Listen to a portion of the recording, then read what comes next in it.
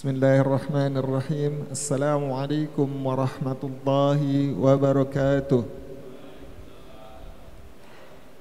Innal hamdalillah nahmaduhu wa nasta'inuhu wa nastaghfiruh wa na'udzu billahi min shururi anfusina wa sayyiati a'malina. Man yahdihillahu fala mudilla lahu wa man yudlilhu fala hadiya lahu. Ashhadu an la ilaha illallah wa ashhadu anna Muhammadar Rasulullah. Rabbi israh li sadri wa yassir li amri wahlul 'uqdatam min lisani yafqahu qawli, amma ba'd.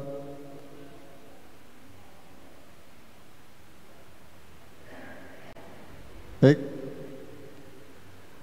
para peserta iktikaf dan tasmi Quran, kita puji syukur kehadirat Allah Subhanahu wa taala yang telah memberikan berbagai macam nikmat kepada kita, nikmat sehat, nikmat panjang umur, terutama nikmat iman dan nikmat Islam.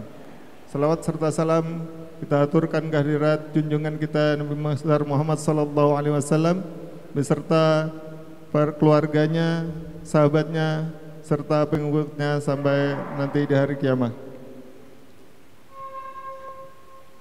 Baik, untuk acara hari ini ada rundown. Yang pertama adalah pembukaan yang akan disampaikan oleh Ketua Umum DKM Al-Haqqul Mubin Pegangsaan 2, yaitu Ustadz Adi Rianto. Berikutnya ada simaan tasmi Quran yang akan dipandu oleh Ustadz Faik Indarto. Berikutnya ada cek bacaan surat Al-Fatihah bersama Ustadz Riyaldi. Berikutnya ada pengumuman gisiki dan cek bacaan Al-Fatihah. Setelah itu zikir atau doa menjelang berbuka. Selanjutnya iftar jama'i dan sholat maghrib berjamaah. Baik, mari kita buka acara kita hari ini dengan membaca suratul Fatihah. Semoga dengan membaca suratul Fatihah Allah beri keberkahan dalam kegiatan kita hari ini. Ala hadini wa ila niyatin salihah. Al-Fatihah. A'udzu billahi minasyaitonir rajim. Bismillahirrahmanirrahim. Alhamdulillahi rabbil alamin. Arrahmanir rahim. Maliki yaumiddin. Iyyaka na'budu wa iyyaka nasta'in. Ihdinas siratal mustaqim. Siratal ladzina an'amta 'alaihim ghairil maghdubi 'alaihim waladdallin. Amin. Baik, berikutnya sambutan oleh Ketua Umum DKM Al-Haqqul Mubin Pegangsaan 2, Ustadz Adi Rianto. Pada beliau kami persilahkan.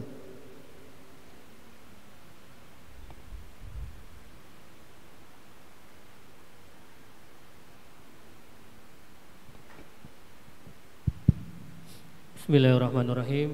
Assalamualaikum warahmatullahi wabarakatuh.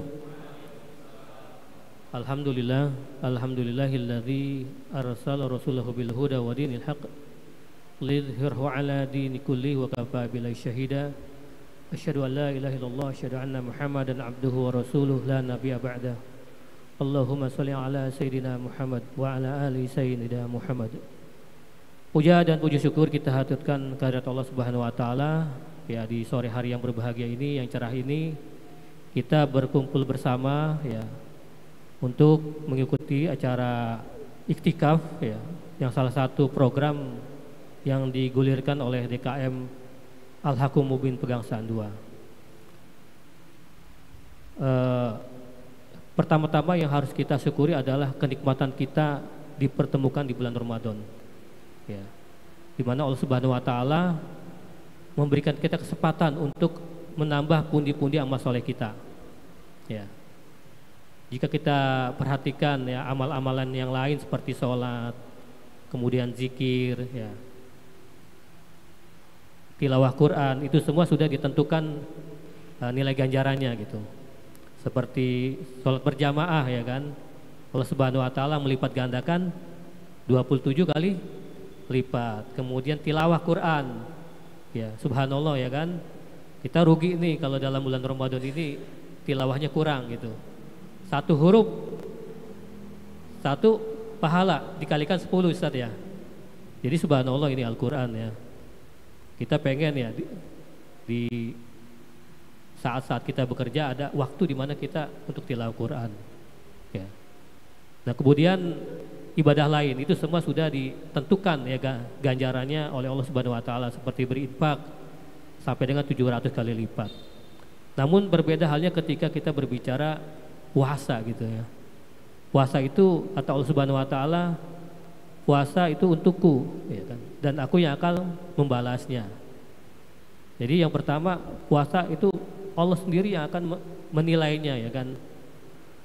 Seberapa besar ganjarannya sampai berlipat-lipat sampai unlimited ya kan, tidak terbatas gitu. Jadi kalau kita puasanya maksimal, ibadahnya maksimal, insya Allah ya kan ganjarannya juga maksimal. Tetapi jangan lupa ketika kita melihat hadis yang lain, ada juga orang yang berpuasa tetapi tidak mendapatkan apa-apa ya kan kecuali lapar dan haus. Ya. Jadi ada dua kemungkinan ya, ibu sekalian. Kita mendapatkan ganjaran yang besar, pahala yang besar, tetapi bisa juga pahala kita musnah ya kan.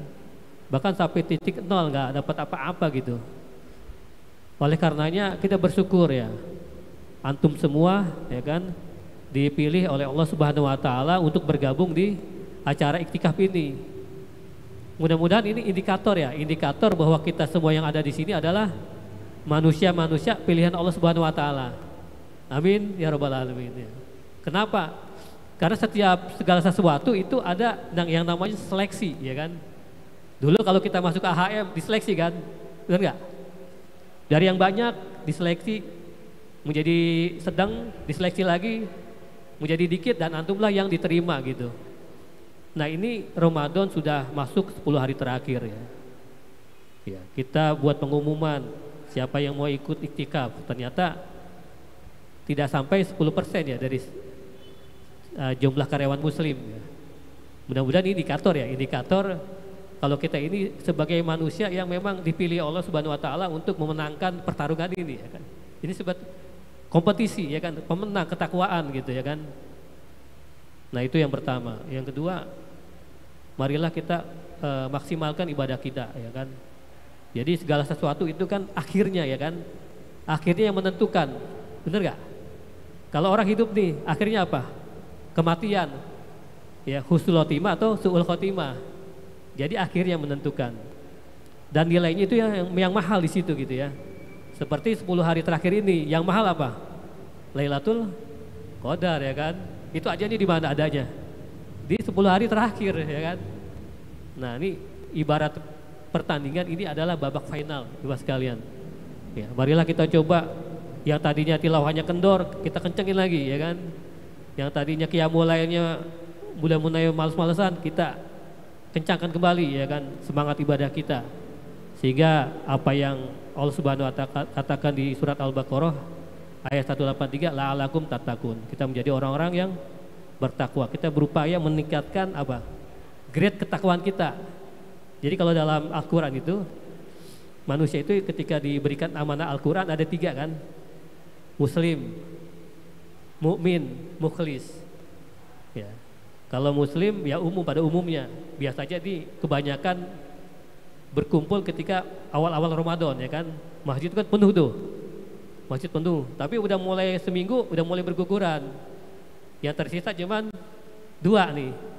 Mukmin atau mukhlis. Ya. Nah, kalau mukmin sama mukhlis itu udah ibadahnya udah karena kerinduan ya kan. Karena cinta kepada Allah Subhanahu Wa Taala.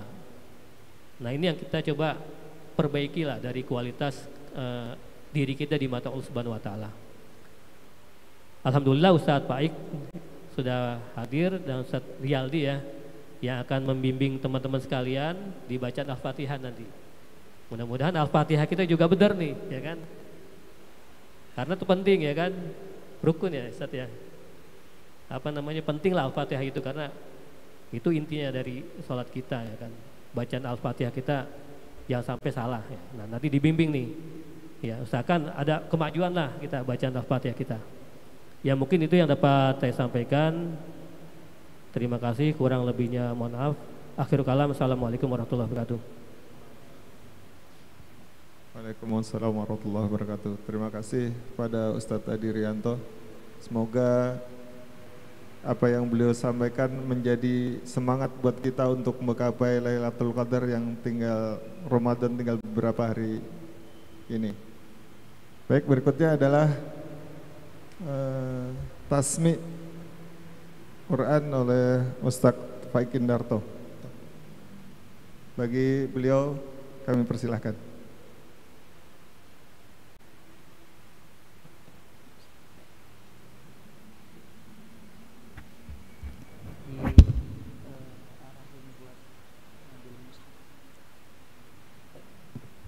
Baik, perhatian bagi para peserta, silahkan ambil mushaf buat nyimak. Bismillahirrahmanirrahim. Bapak-bapak monggo kita sambil baca ya, diambil mushafnya. Kalau bapak-bapak perlu lekar, alhamdulillah tersedia semua, silahkan.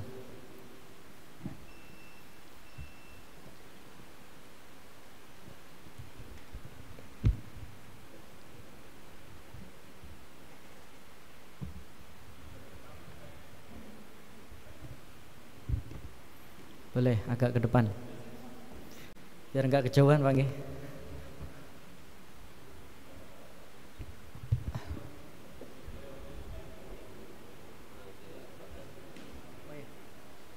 Baik, ada pesan dari Bapak Panitia. Jadi sifatnya nanti rolling terus ya. Ada yang ikut simaan, sama ada yang ikut cek tilawah check up surah Al-Fatihah. Kalau udah selesai surah Al-Fatihah balik lagi, nanti gantian seperti itu.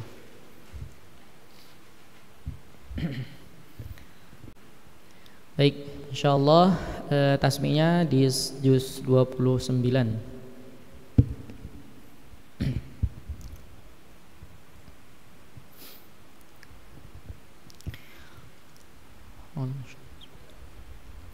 Mari kita sama-sama baca surah Al-Fatihah terlebih dahulu. A'udzu billahi minasy syaithanir rajim. Bismillahirrahmanirrahim. Alhamdulillahi rabbil alamin.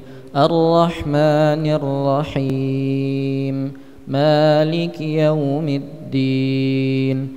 إياك نعبد وإياك نستعين اهدنا الصراط المستقيم صراط الذين أنعمت عليهم غير المغضوب عليهم ولا الضالين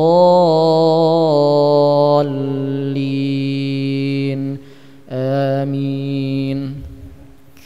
بسم الله الرحمن الرحيم تبارك الذي بيده الملك وهو على كل شيء قدير الذي خلق الموت والحياة ليبلوكم أيكم أحسن عملا وهو العزيز الغفور الذي خلق 7 سماوات طباقا ما ترى في خلق الرحمن من تفاوت فارجع البصر هل ترى من فطور ثم ارجع البصر كرتين ينقلب إليك البصر خاسئا وهو حسير ولقد زينا السماء الدنيا بمصابيح وجعلناها رجوما للشياطين وأعتدنا لهم عذاب السعير وللذين كفروا بربهم عذاب جهنم وبئس المصير إذا ألقوا فيها سمعوا لها شهيقا وهي تفور تكاد تميز من الغيظ كلما ألقي فيها فوج سألهم خزنتها ألم يأتكم نذير قالوا بلى قد جاءنا نذير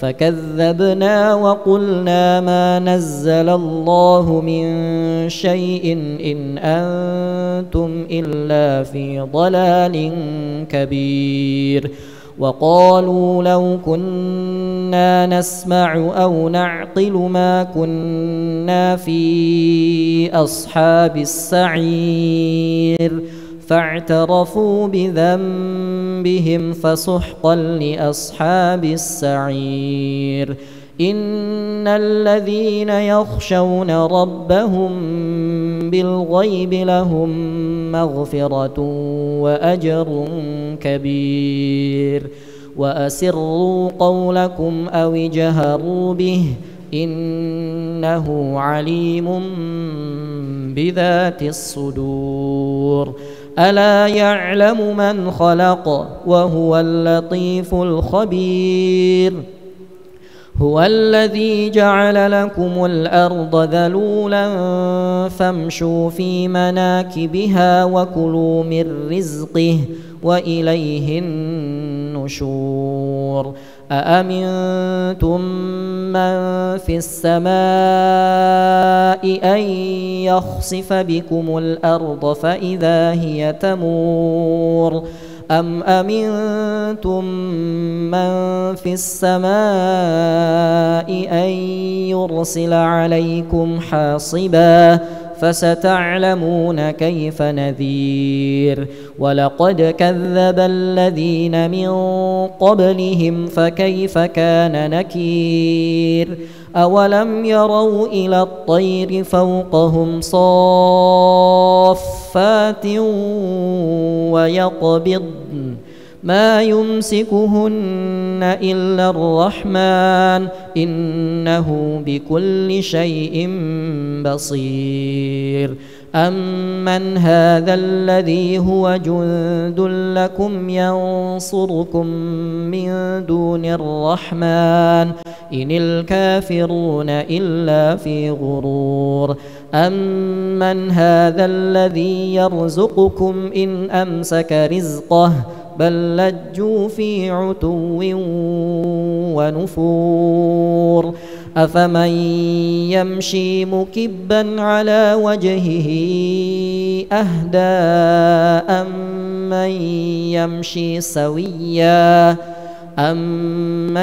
يمشي سويا على صراط مستقيم قل هو الذي أنشأكم وجعل لكم السمع والأبصار والأفئدة قليلا ما تشكرون قل هو الذي ذرأكم في الأرض وإليه تحشرون ويقولون متى هذا الوعد إن كنتم صادقين قل إنما العلم عند الله وإنما أنا نذير مبين فلما رأوه زلفة سيئت وجوه الذين كفروا وقيل هذا الذي كنتم به تدعون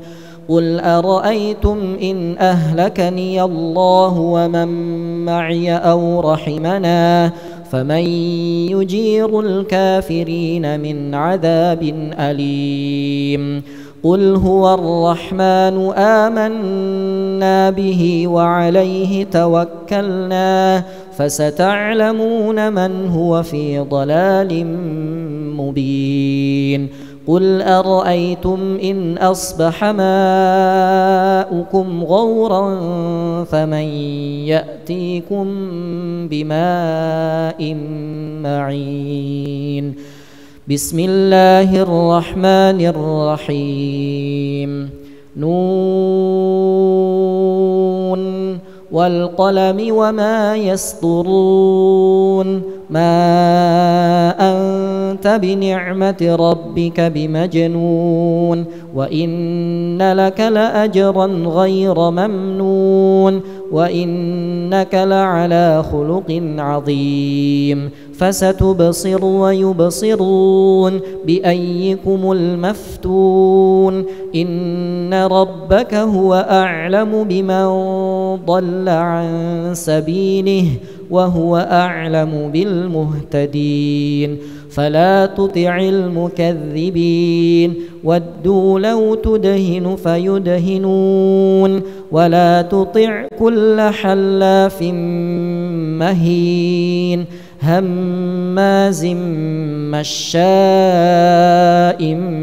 بنميم مناع للخير معتد أثيم عتل بعد ذلك زنيم أن كان ذا مال وبنين إذا تتلى عليه آياتنا قال أساطير الأولين سنسمه على الخرطوم إنا بلوناهم كما بلونا أصحاب الجنة إذ أقسموا ليصرمنها مصبحين ولا يستثنون فطاف عليها طائف من ربك وهم نائمون فأصبحت كالصريم فتنادوا مصبحين أن اغدوا على حرثكم إن كنتم صارمين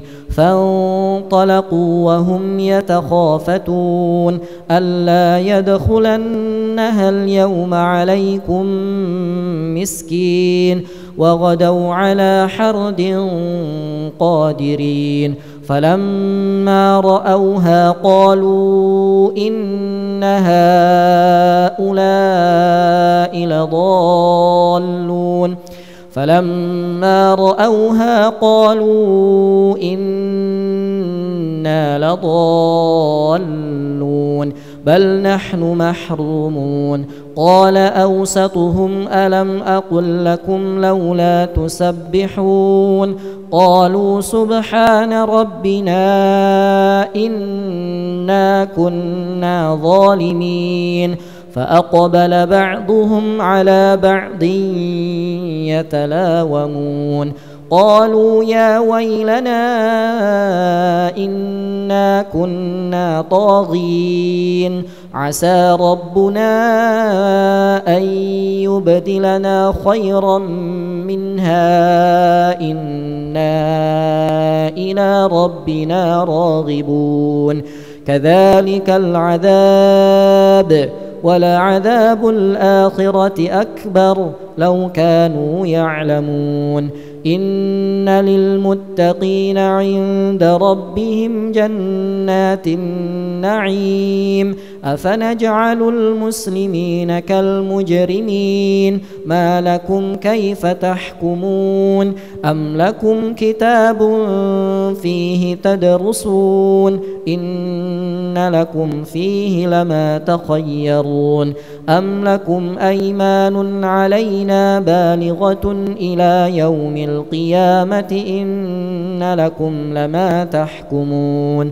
سلهم أيهم بذلك زعيم أم لهم شركاء فليأتوا بشركائهم إن كانوا صادقين يوم يكشف عن ساق ويدعون إلى السجود فلا يستطيعون خاشعة أبصارهم ترهقهم ذلة وقد كانوا يدعون إلى السجود وهم سالمون فذرني ومن يكذب بهذا الحديث سنستدرجهم من حيث لا يعلمون وأملي لهم إن كيدي متين أم تسألهم أجرا فهم من مغرم مثقلون أم عندهم الغيب فهم يكتبون فاصبر لحكم ربك ولا تكن كصاحب الحوت إذ نادى وهو مكذوم لولا أن تداركه نعمة من ربه لنبذ بالعراء وهو مذموم فاجتباه ربه فجعله من الصالحين وإن يكاد الذين كفروا ليزلقونك بأبصارهم لما سمعوا الذكر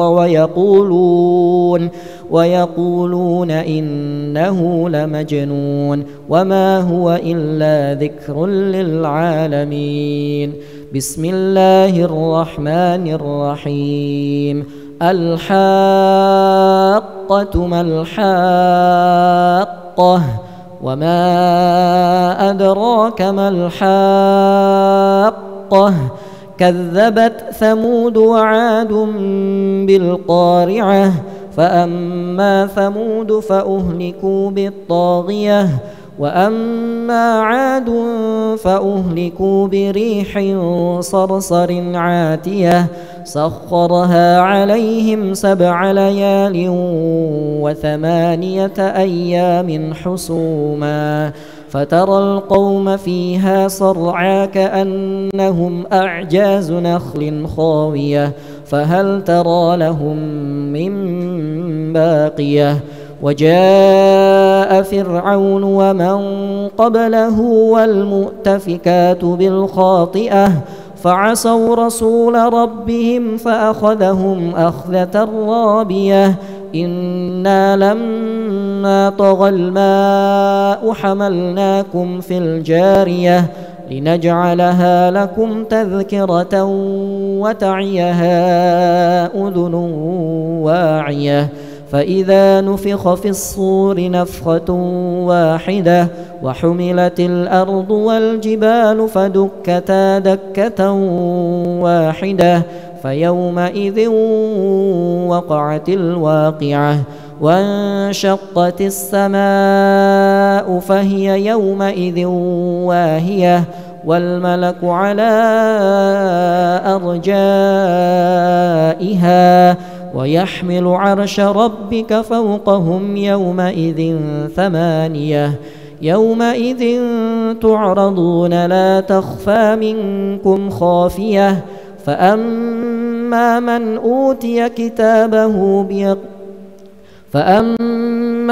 أوتي كتابه بيمينه فيقول هاؤم اقرءوا كتابيه إني ظننت أني ملاق حسابيه فهو في عيشة راضية في جنة عالية قطوفها دانية كلوا واشربوا هنيئا بما أسلفتم الخالية وأما من أوتي كتابه بشماله فيقول يا ليتني لم أوت كتابيه ولم أدر ما حسابيه يا ليتها كانت القاضية ما أغنى عني ماليه هلك عني سلطانيه خذوه فغلوه ثم الجحيم صلوه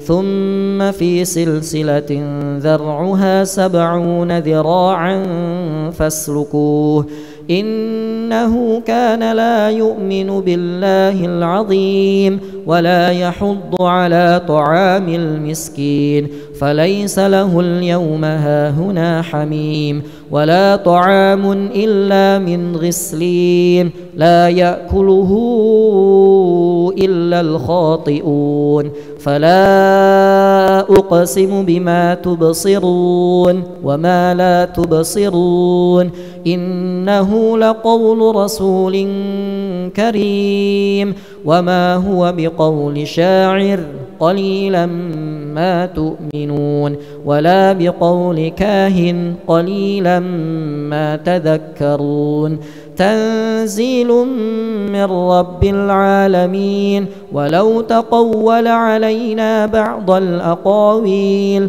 لأخذنا منه باليمين ثم لقطعنا منه الوتين فما منكم من أحد عنه حاجزين وإنه لتذكرة للمتقين وإنا لنعلم أن منكم مكذبين وإنه لحسرة على الكافرين وإنه لحق اليقين فسبح باسم ربك العظيم. بسم الله الرحمن الرحيم.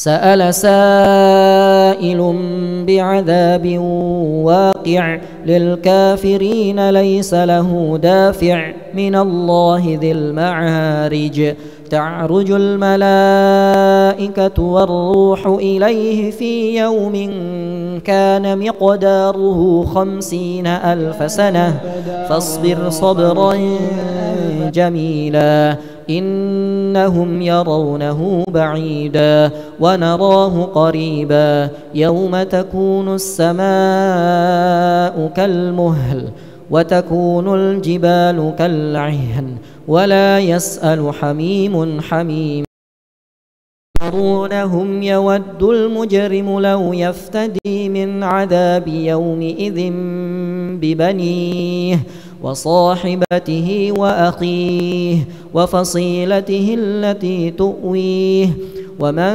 في الأرض جميعا ثم ينجيه كلا إنها لظى نزاعة للشوى تدعو من أدبر وتولى وجمع فأوعى إن الإنسان خلق هلوعا إذا مسه الشر جزوعا وإذا مسه الخير منوعا إلا المصلين الذين هم على صلاتهم دائمون والذين في أموالهم حق معلوم للسائل والمحروم والذين يصدقون بيوم الدين والذين هم من عذاب ربهم مشفقون إن عذاب ربهم غير مأمون والذين هم لفروجهم حافظون إلا على أزواجهم أو ما ملكت أيمانهم فإنهم غير ملومين فمن ابتغى وراء ذلك فأولئك هم العادون والذين هم لأماناتهم وعهدهم راعون والذين هم بشهاداتهم قائمون والذين هم على صلاتهم يحافظون أولئك في جنات مكرمون فما للذين كفروا قبلك مهطعين عن اليمين وعن الشمال عزين أيطمع كل امرئ منهم أن يدخل جنة نعيم كلا إنا خلقناهم مما يعلمون فلا أقسم برب المشارق والمغارب إنا لقادرون على أن نبدل خيرا منهم وما نحن بمسبوقين فذرهم يخوضوا ويلعبوا حتى يلاقوا يومهم الذي يوعدون يوم يخرجون من الأجداث سراعا كأنهم إلى نصب يوفضون خاشعة أبصارهم ترهقهم ذلة ذلك اليوم الذي كانوا يوعدون. بسم الله الرحمن الرحيم. إنا أرسلنا نوحا إلى قومه أن أنذر قومك من قبل أن أنذر قومك من قبل أن يأتيهم عذاب أليم قال يا قوم إني لكم نذير مبين أن اعبدوا الله واتقوه وأطيعون يغفر لكم من ذنوبكم ويؤخركم إلى أجل مسمى إن أجل الله إذا جاء لا يؤخر لو كنتم تعلمون قال رب إني دعوت قومي ليلا ونهارا فلم يزدهم دعائي إلا فرارا وإني كلما دعوتهم لتغفر لهم جعلوا أصابعهم في آذانهم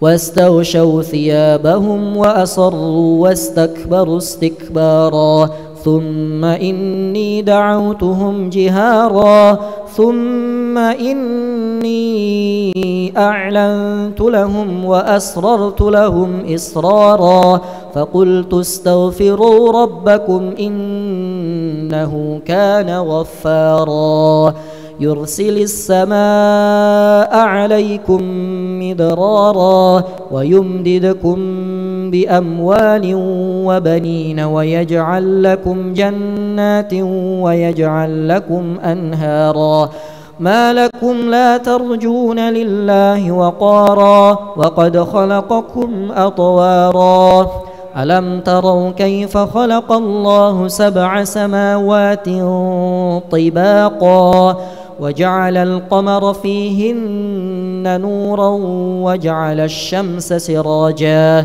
والله أنبتكم من الأرض نباتا ثم يعيدكم فيها ويخرجكم إخراجا والله جعل لكم الأرض بساطا لتسلكوا منها سبلا فجاجا قال نوح رب إنهم عصوني واتبعوا من لم يزده ماله وولده إلا خسارا ومكروا مكرا كبارا وقالوا لا تذرن آلهتكم ولا تذرن ودا ولا سواعا ولا يغوث ويعوق ونسرا وقد أضلوا كثيرا ولا تزد الظالمين إلا ضلالا مما خطيئاتهم أغرقوا فأدخلوا نارا فلم يجدوا لهم من دون الله أنصارا وقال نوح رب لا تذر على الأرض من الكافرين ديارا إنك إن تذرهم يضلوا عبادك ولا يلدوا إلا فاجرا كفارا رب اغفر لي ولوالدي ولمن دخل بيتي مؤمنا وللمؤمنين والمؤمنات ولا تزد الظالمين إلا تبارا بسم الله الرحمن الرحيم قل أوحي إلي أنه استمع نفر من الجن فقالوا إنا سمعنا قرآنا عجبا يهدي إلى الرشد فآمنا به ولن نشرك بربنا أحدا وأنه تعالى جد ربنا ما اتخذ صاحبة ولا ولدا وأنه كان يقول سفيهنا على الله شططا وأنا ظننا أن لن تقول الإنس والجن على الله كذبا وأنه كان رجال من الإنس يعوذون برجال من الجن فزادوهم رهقا وأنهم ظنوا كما ظننتم أن لن يبعث الله أحدا وأنا لمسنا السماء فوجدناها ملئت حرسا شديدا وشهبا وأنا كنا نقعد منها مقاعد للسمع فمن يستمع الآن يجد له شهابا رصدا وأنا لا ندري أشر أريد بمن في الأرض أم أراد بهم ربهم رشدا وأنا منا الصالحون ومنا دون ذلك كنا طرائق قددا وأنا ظننا أن لن نعجز الله في الأرض ولن نعجزه هربا وأنا لما سمعنا الهدى آمنا به فمن يؤمن بربه فلا يخاف بخسا ولا رهقا وأنا منا المسلمون ومنا القاسطون فمن أسلم فأولئك تحروا رشدا وأما القاسطون فكانوا لجهنم حطبا وأن لو استقاموا على الطريقة لأسقيناهم ماء غدقا لنفتنهم فيه ومن يعرض عن ذكر ربه يسلكه عذابا صعدا وأن المساجد لله فلا تدعوا مع الله أحدا وأنه لما قام عبد الله يدعوه كادوا يكونون عليه لبدا قل إنما أدعو ربي ولا أشرك به أحدا قل إني لا أملك لكم ضرا ولا رشدا قل إني لن يجيرني من الله أحد ولن أجد من دون الله قل إني لن يجيرني من الله أحد ولن أجد من دونه ملتحدا إلا بلاغا من الله ورسالاته ومن يعص الله ورسوله له نار جهنم خالدين فيها أبدا حتى إذا رأوا ما يوعدون فسيعلمون من أضعف ناصرا وأقل عددا قل إن أدري أقريب ما توعدون أم يجعل له ربي أمدا عالم الغيب فلا يظهر على غيبه أحدا إلا من ارتضى من رسول فإنه يسلك من بين يديه ومن خلفه ليعلم أن قد أبلغوا رسالات ربهم وأحاط بما لديهم وأحصى كل شيء عددا بسم الله الرحمن الرحيم يا أيها المزمل قم الليل إلا قليلا نصفه أو ينقص منه قليلا أو زد عليه ورتل القرآن ترتيلا إنا سنلقي عليك قولا ثقيلا إن ناشئة الليل هي أشد وطئا وأقوم قيلا إن لك في النهار سبحا طويلا واذكر اسم ربك وتبتل إليه تبتيلا رب المشرق والمغرب لا إله إلا هو فاتخذه وكيلا واصبر على ما يقولون واهجرهم هجرا جميلا وذرني والمكذبين أولي النعمة ومهلهم قليلا إن لدينا أنكالا وجحيما وطعاما ذا غصة وعذابا أليما يوم ترجف الأرض والجبال وكانت الجبال كثيبا مهيلا إنا أرسلنا إليكم رسولا شاهدا عليكم كما أرسلنا إلى فرعون رسولا فعصى فرعون الرسول فأخذناه أخذا وبيلا فكيف تتقون إن كفرتم يوما يجعل الولدان شيبا السماء منفطر به كان وعده مفعولا إن هذه تذكرة فمن شاء اتخذ إلى ربه سبيلا إن ربك يعلم أنك تقوم أدنى من ثلثي الليل ونصفه وثلثه وطائفة من الذين معك والله يقدر الليل والنهار علم أن لن تحصوه فتاب عليكم فاقرؤوا ما تيسر من القرآن علم أن سيكون منكم مرضى وآخرون يضربون في الأرض يبتغون من فضل الله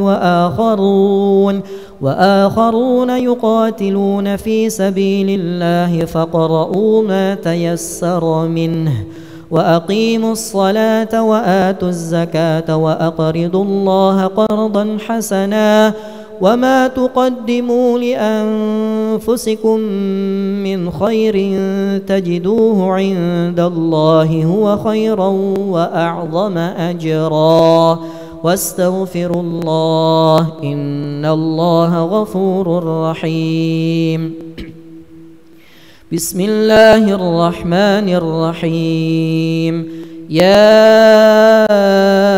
أيها المدثر قم فأنذر وربك فكبر وثيابك فطهر والرجز فاهجر ولا تمنن تستكثر ولربك فاصبر فإذا نقر في الناقور فذلك يومئذ يوم عسير على الكافرين غير يسير ذرني ومن خلقت وحيدا وجعلت له مالا ممدودا وبنين شهودا ومهدت له تمهيدا ثم يطمع أن أزيد كلا إنه كان لآياتنا عنيدا سأرهقه صعودا إنه فكر وقدر فقتل كيف قدر ثم قتل كيف قدر ثم نظر ثم عبس وبسر ثم أدبر واستكبر فقال إن هذا إلا سحر يؤثر إن هذا إلا قول البشر سأصليه سقر وما أدراك ما سقر لا تبقي ولا تذر لواحة للبشر عليها 19 وما جعلنا أصحاب النار إلا ملائكة وما جعلنا عدتهم إلا فتنة للذين كفروا ليستيقن الذين أوتوا الكتاب ليستيقن الذين أوتوا الكتاب ويزداد الذين آمنوا إيمانا ولا يرتاب الذين أوتوا الكتاب والمؤمنون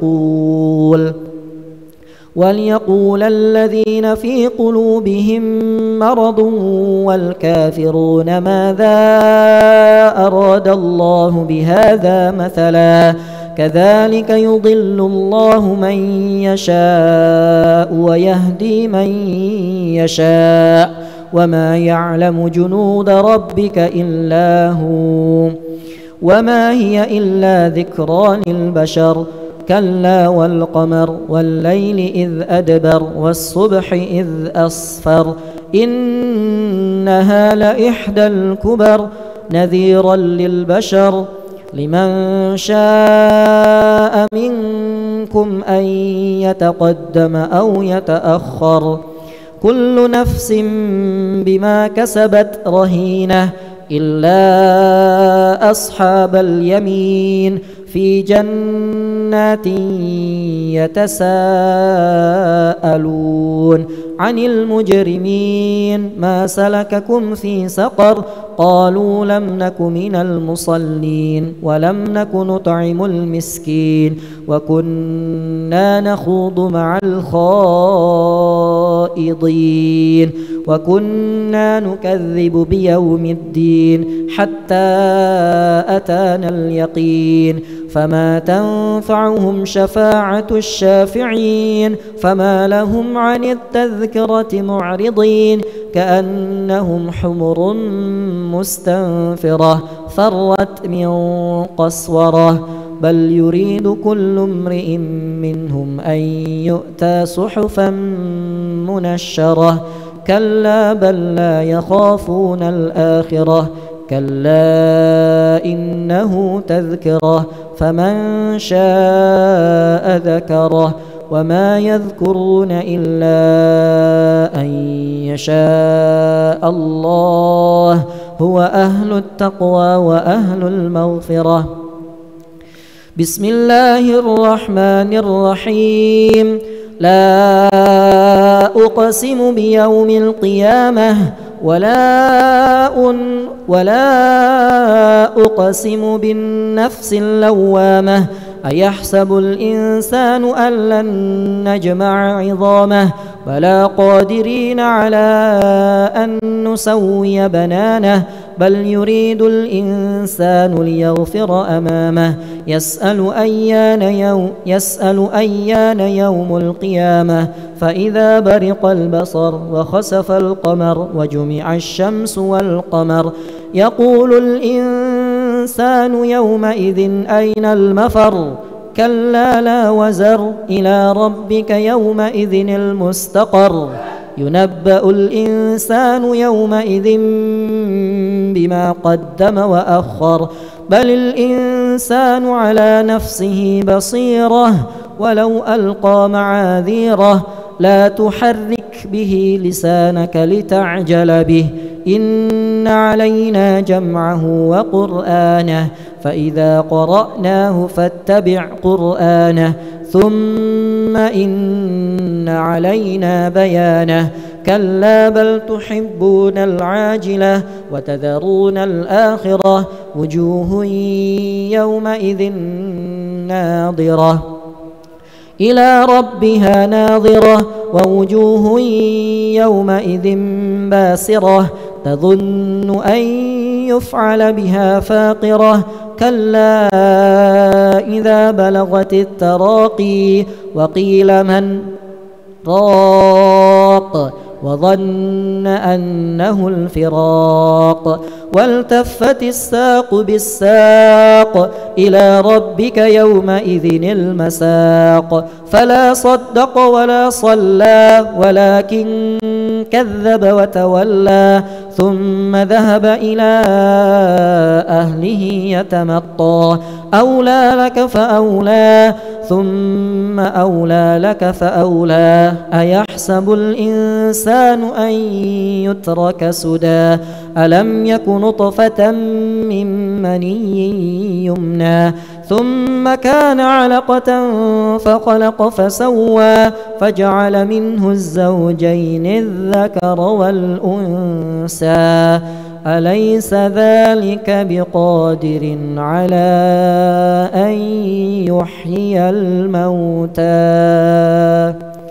Alhamdulillah Rabbil Alamin. Allahumma hamna bil Quran. Sadaqallahul Azim. Sadaqa Rasulillahil Karim.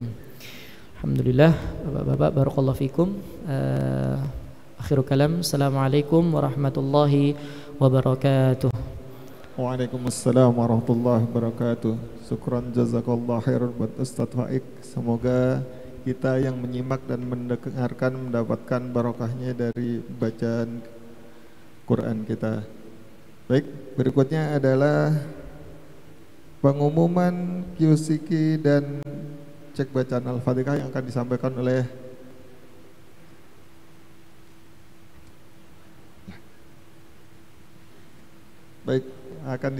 oleh Ustadz Daroni. Kepada beliau kami persilakan.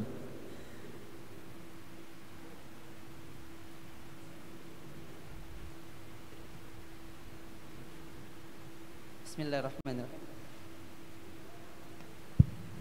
Assalamualaikum warahmatullahi wabarakatuh. Innal hamdalillah nahmaduhu wa nasta'inuhu wa nastaghfiruh wa na'udzu billahi min syururi anfusina wa min sayyiati a'malina. Man yahdihillahu fala mudhillalah wa man yudlilhu fala hadiyalah. Asyhadu an la ilaha illallah wahdahu la syarikalah wa asyhadu anna Muhammadan abduhu wa rasuluhu la nabiyya ba'dah. Allahumma fashalli wa sallim wa barik ala hadzal nabiyil karim nabiyina wa maulana Muhammadin sallallahu alaihi wasallam. Bapak-bapak rahimakumullah. Alhamdulillah ya. Sekarang saatnya mungkin yang ditunggu-tunggu, yaitu pengumuman pemenang lomba tilawah gerakan cinta Al-Quran AHM Plan 2, yang mana dari penilaiannya adalah akumulasi jumlah halaman terbanyak ya. Seperti tahun-tahun yang lalu, penilaiannya adalah akumulasi jumlah halaman yang paling banyak, yang dimulai dari periode kemarin, mohon maaf ya, tanggal 4 Ramadan ya. Nah, sampai kemarin tanggal 23 Ramadan hari Ahad. Nah, untuk itu mungkin udah ditunggu-tunggu, kita langsung aja ya. Untuk juara 3 ya, ya, diraih oleh Akhi Sunarno. Nah,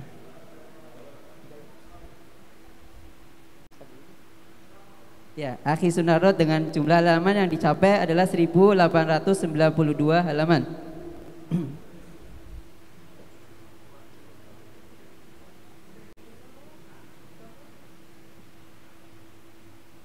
Baik, untuk juara 2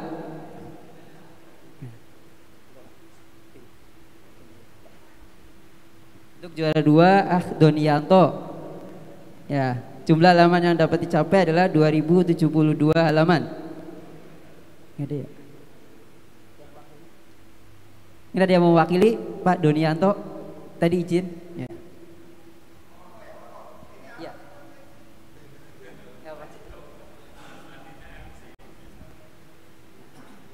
Nah, ini untuk juara 1 ya. Sebab peserta datang ya. Untuk juara 1 alhamdulillah halaman yang bisa dicapai lumayan ya, 2692 halaman. Siapa ya? Ya, kita panggil aja ya. Al-Akh Miftahul Maulana dari Asibil ya. Masya Allah. Ayo silakan.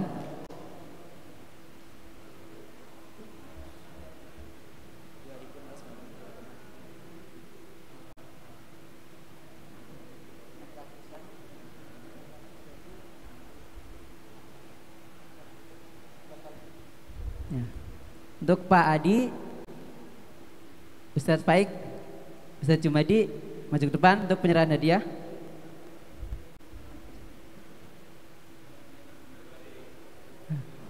Ayo.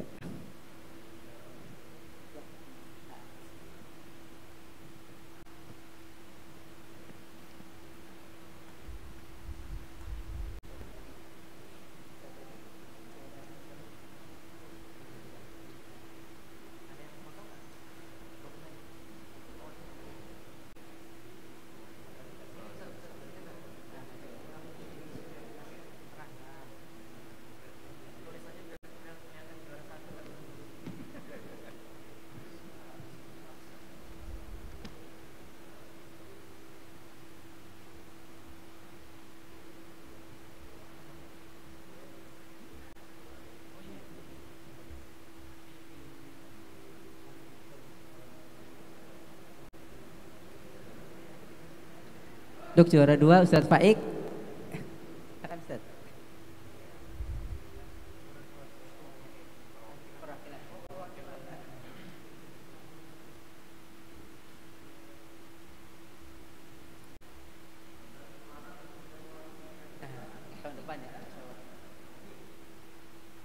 Baik, untuk juara 3 Sunarno, Pak Cum, Ustadz Jumadi. Alhamdulillah, Masya Allah, Barakallahu fikum.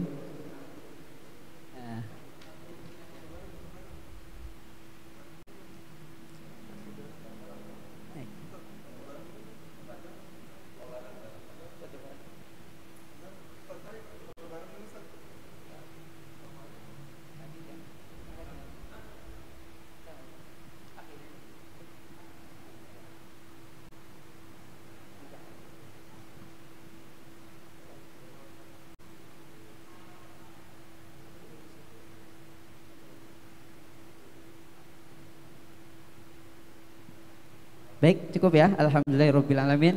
Bentar lagi menjelang maghrib ya. Alhamdulillah, mudah-mudahan bisa menambah buat THR ya. Baik. Subhanakallahumma wa bihamdik asyhadu an la ilaha illa anta astaghfiruka wa atubu ilaik. Assalamualaikum warahmatullahi wabarakatuh. Waktu dan tempat saya kembalikan ke MC.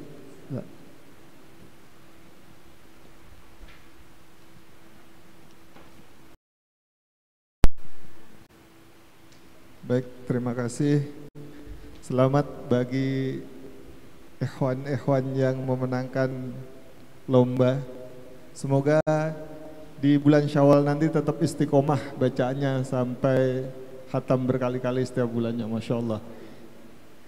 Baik, acara berikutnya adalah zikir dan doa menjelang berbuka yang insya Allah akan dipimpin oleh Ustadz Aswad.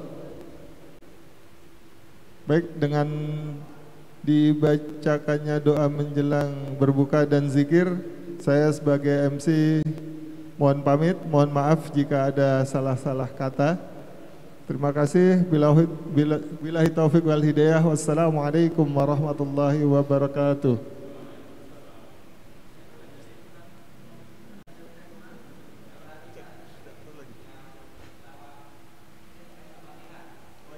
Maaf. Baik, ada yang terlewat satu, mohon maaf, yaitu hasil cek Al-Fatihah.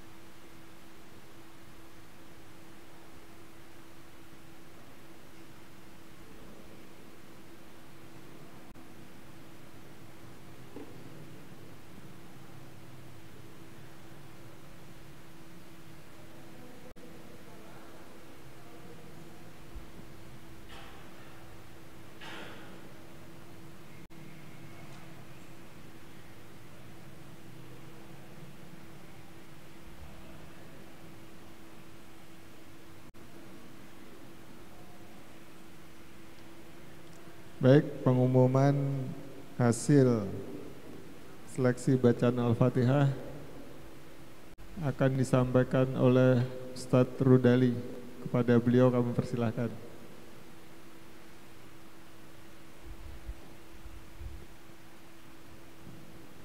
Baik, Assalamualaikum warahmatullahi wabarakatuh.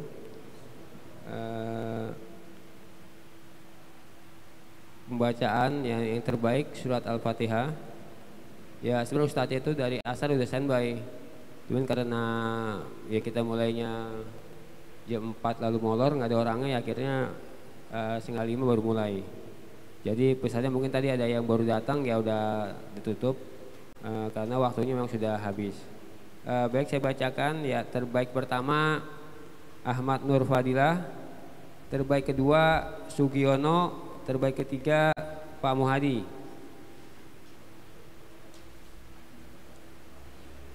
Ya, mohon yang yang disebut namanya agar hadir. Ya kalau tidak ada diwakilkan.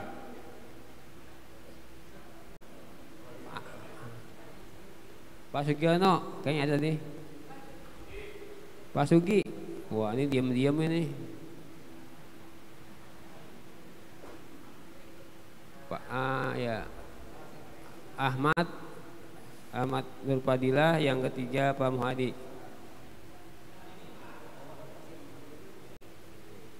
Dan kepada tadi yang peserta Jakilawah ya mau ngambil nilainya silahkan sama Pak Daroni.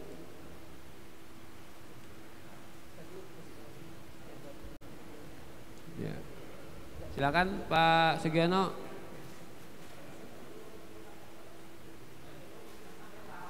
Oh ya, ini langsung tiga-tiganya. Ada tiga-tiga. Ya, nama siapa? Pak Mahfud ya. Nggak apa, ganti Pak Muhadi.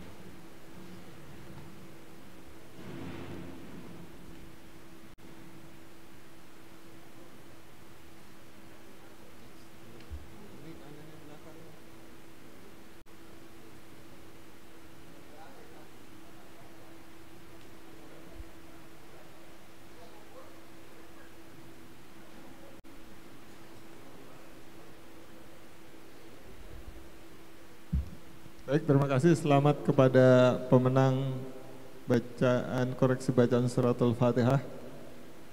Baik, untuk acara selanjutnya adalah zikir bersama yang insya Allah akan dipimpin oleh Ustadz Aswad. Kepada beliau kami persilahkan, Ustadz Aswad.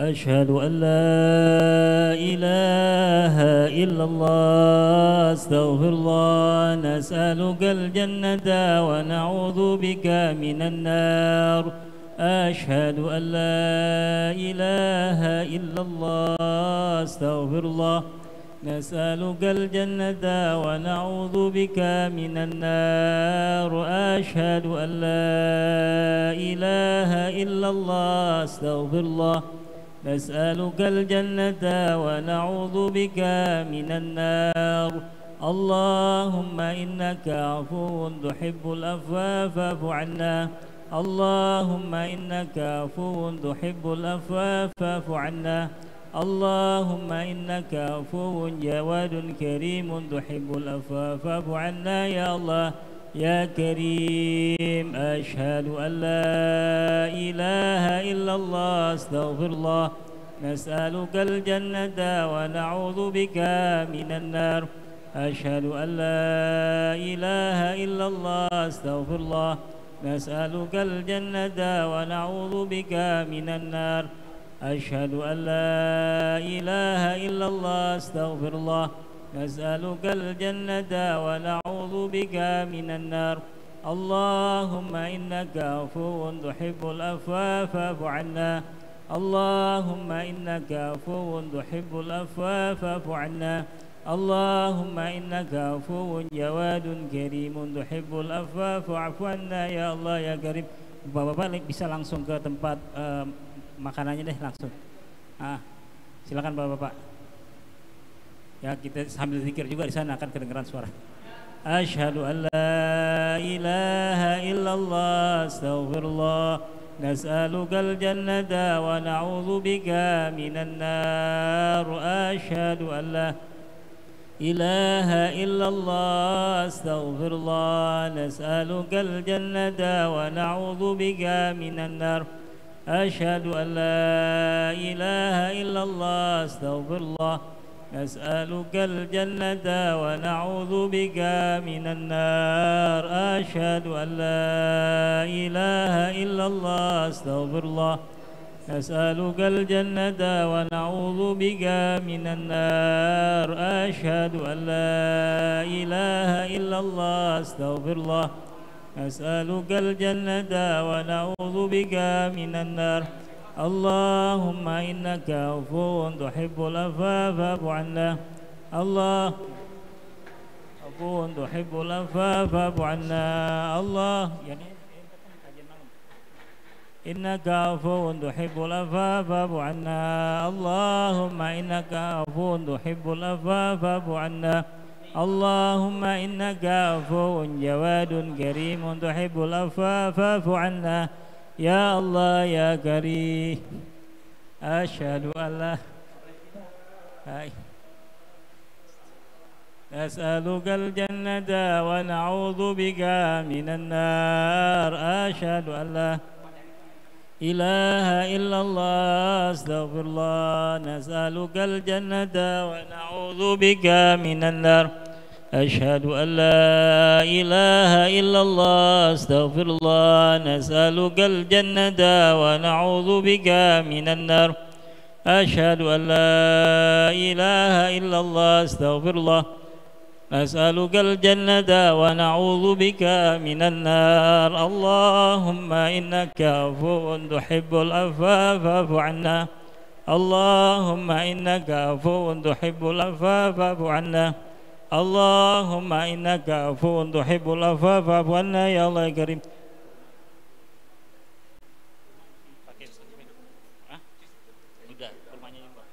أشهد أن لا إله إلا الله أستغفر الله أسألك الجنة ونعوذ بك من النار أشهد أن لا إله إلا الله أستغفر الله أسألك الجنة ونعوذ بك من النار أشهد أن لا إله إلا الله أستغفر الله نسألك الجنة ونعوذ بك من النار أشهد أن لا إله إلا الله أستغفر الله نسألك الجنة ونعوذ بك من النار اللهم إنك عفو تحب العفو فاعف عنا اللهم إنك عفو تحب العفو فاعف عنا اللهم إنك عفو جواد كريم تحب العفو فاعف عنا يا الله يا كريم.